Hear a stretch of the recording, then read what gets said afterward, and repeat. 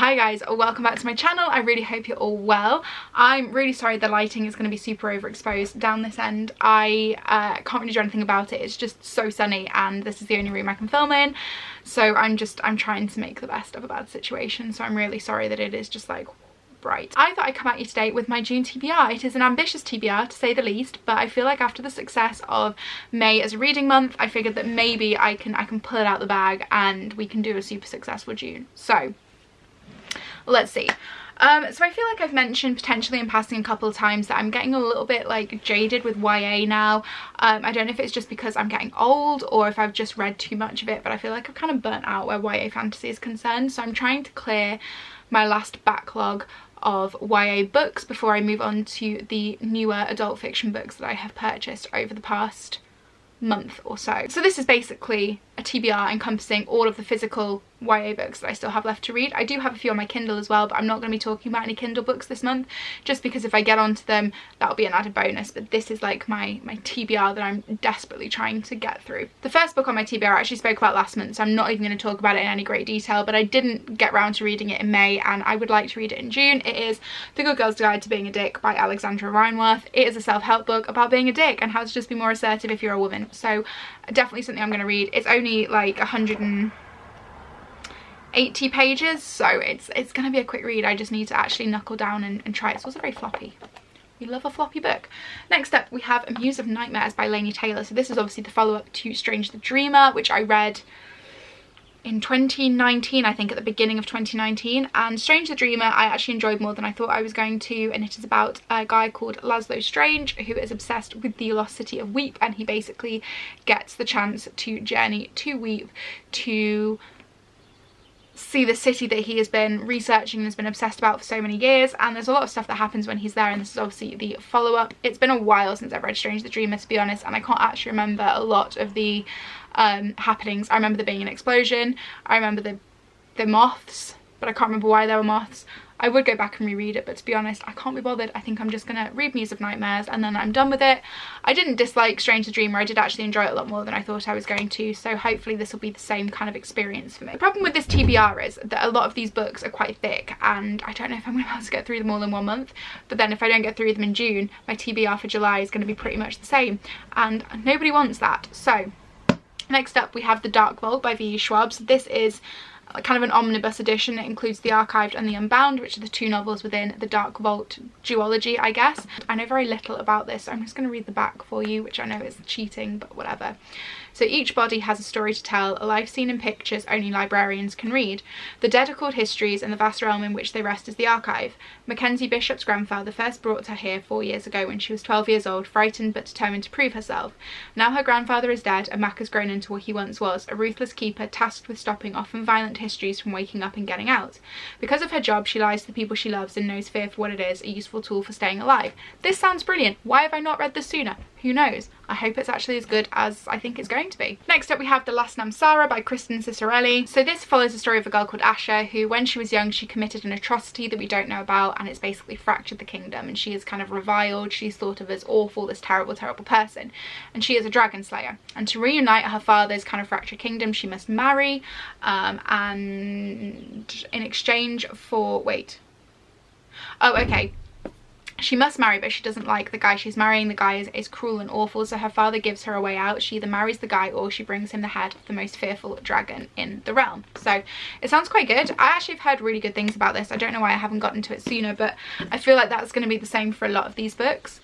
Another one set in a library is Ink and Bone by Rachel Kane, and this is where in a world where the great library of Alexandria was never destroyed, knowledge now rules the world, freely available but strictly controlled. Owning private books is a crime. Jess Brightwell is the son of a black market book smuggler sent to the library to compete for a position as a scholar. But even as he forms friendships and finds his true gifts, he begins to unearth the dark secrets of the greatest, most revered institution in the world. Those who control the great library believe that knowledge is more valuable than any human life, and soon both heretics and books will burn. This sounds phenomenal. Why have I not read it sooner? Honestly, I'm terrible. I like get books and I hoard books, and then I end up just like sitting on them for ages and not reading them, and then I find a new favourite and I'm like, what is this? Next up we have Enchantée by Gita Trellis. This is set in 1700s Paris, and basically the main character Camille has to infiltrate the court of Louis XVI and Marie Antoinette to survive. She is a magician. She survives by doing kind of small magics, but yeah, to be able to survive she has to infiltrate the court, but apparently she is not the only person in disguise. Sounds very exciting. I feel like this has got mixed reviews, so I don't know if I'm going to enjoy it. I might just read this one first to get out of the way. I don't know. I'm feeling so unenthusiastic by all of these books. I'm sure that probably shows in this video, but I'm one of these annoying people that I can't just not read a book. So I'm basically forcing myself to read the books that I'm not actually all that interested in reading right now. But anyway, on to the next one. This is The Bone Season by Samantha Shannon. So this is my friend's copy. I actually need to read it so I can give it back to her once lockdown is over. I know very little about this, only that it is set in a futuristic London. My friend Alex said this is one of her favourite books, so hopefully I will actually really enjoy it. The only other Samantha Shannon book I've read is The Priory of the Orange Tree, which I did enjoy last year actually, despite the fact that it was about 1,000,000 pages long and took me forever to read. I really enjoyed it, so I'm hoping I have a similar reading experience with this one, only maybe it's a little bit quicker. But I like the fact that it's set in like a futuristic London. I think that'll be interesting, because a lot of these books are either set in complete fantasy universes or they're set kind of quite far in the past, so it'll be nice to read something a little bit different with like a different vibe, you know. Talking of different vibes, next up we have Bloodleaf by Crystal Smith. Again, another one that I'm feeling pretty unenthusiastic about, mostly because I bought this at the same time as buying Damsel, which I read back in April and absolutely hated, so I'm hoping this isn't going to be the same kind of situation. But this one is about a girl called Princess Aurelia. She's a prisoner to her crown and she's an heir that nobody wants. So she is banned from using her blood magic and she must flee her country after a devastating assassination attempt. So her only option for freedom lies with another warden who is her betrothed. But to escape her fate, she disguises herself as a commoner in a new land and discovers a happiness her crown is never allowed. As she forges new bonds and perfects her magic, she begins to fall for a man who is forbidden to rule beside her. The ghosts that haunt Aurelia refuse to abandon her and she finds herself succumbing to their call as they expose a nefarious plot that only she can defeat. Interesting. I feel like this is supposed to be based upon, loosely, a fairy tale, but I don't know which one. But I'm just hoping that the writing is better than Damsel, because honestly I think that's what lost it for me. The story for Damsel sounded brilliant, just like the story for this sounds brilliant, but the writing was just not so great. Obviously by completely different authors, but I just feel because I bought them at the same time I'm tarring them both with the same brush, which I shouldn't do, but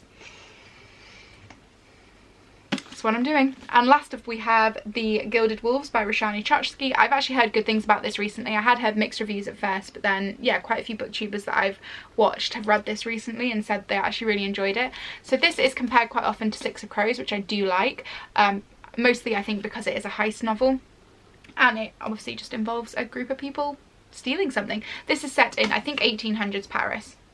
Yeah, 1800s Paris, so 2 books set in Paris this time. I love this one as well because it's got the kind of like distressed edges. I love that. Is it beveled edges? Is that what they're called? I don't know. Yeah, I'm excited to read this. I like the cover. I don't know why I've put off on this, but I think I saw like one like negative comment about it online and kind of thought like, oh now I'm not excited about it anymore, and it's ended up kind of buried under an increasingly large pile of books. So yeah, I am excited to get to this one. I don't know which one I'm going to read first. I feel like I should read one of the ones I'm less enthusiastic about to get it out the way first, but then I also kind of want to read one that I'm excited about so that I have like a good start to the month, you know. But who knows, that's 8 books on my TBR, and then obviously, no wait, 9 books on my TBR, and then hopefully whatever I can read on my Kindle as well. I don't know if I will stick to YA on my Kindle. I might mix it up and try and fit in a couple of contemporary novels as well, just in the mix to kind of break up from the YA fantasy. But that is my aim for June. Whether or not it happens, who knows. It is ambitious, but we are still in lockdown, so I may yet complete 9 books. But considering how many I completed in May, it is entirely possible, guys. It is entirely possible. So if you enjoyed this video, please give me a thumbs up, subscribe, let me know in the comments. Definitely check back at the end of the month to see if I actually managed to A, complete this TBR, B, keep up with this TBR, and I'd be interested to know if you guys have read any of these and what you think of them as well. Like, let me know if you've had a positive experience reading any of these. Like I say, I feel like The Last Name Sarah's had a lot of positivity, so has Muse of Nightmares and The Bone Season. I haven't really heard anyone talk about The Dark Vault, so that'll be interesting. Similarly with Ink and Bone, Bloodleaf I'm not feeling too excited about, and I'm not feeling too excited about Enchantée either. So we shall see. But I'm going to go, and I will see you in my next video. Bye.